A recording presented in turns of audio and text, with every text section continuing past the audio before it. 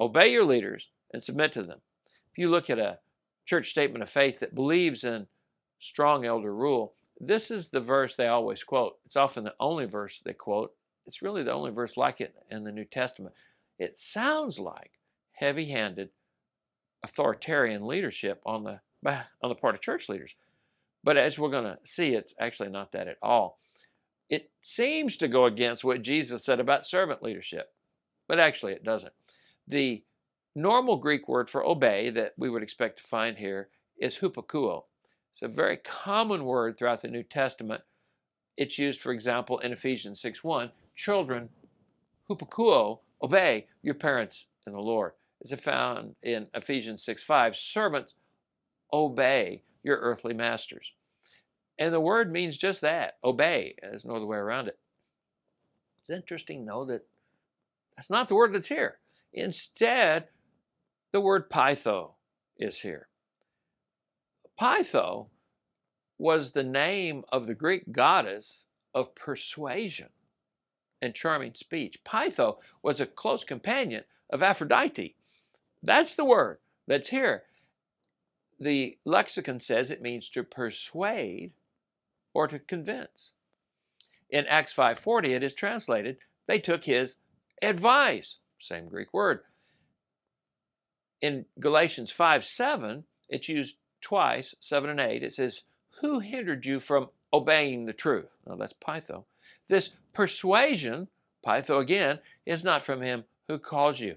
So the word can mean obey, certainly, but it's flavored by persuasion. It appears to be an obedience that's born of persuasion, not simply command. We find it in our text here in Hebrews 13:17 in the middle or passive voice. It's the same ending for both. So if you run with it in the middle, it means allow yourselves to be persuaded by your leaders. So the author of Hebrews is writing to these Christians. He says, put yourself in a frame of mind to listen to what your leaders have to say. They have the church's best interests at heart. Allow yourselves to be persuaded.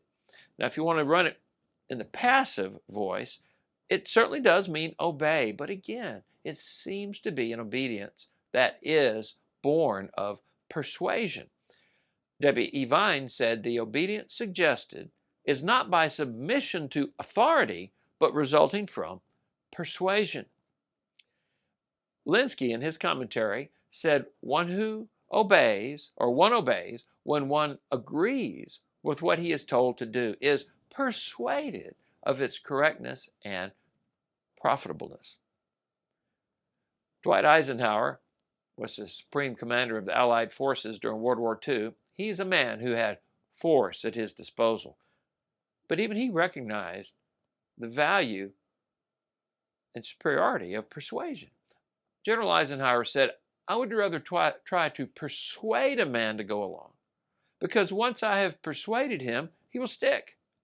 If I scare him, he will stay just as long as he is scared, and then he is gone. President Truman said, my definition of a leader is a man who can persuade people to do what they don't want to do, or do what they're too lazy to do, and like it. That's a pretty tall order. But both those men got the idea that persuasion is better than force. So we're looking at persuasion that Jesus gave early church leaders as a strategy for building congregational consensus in decision making.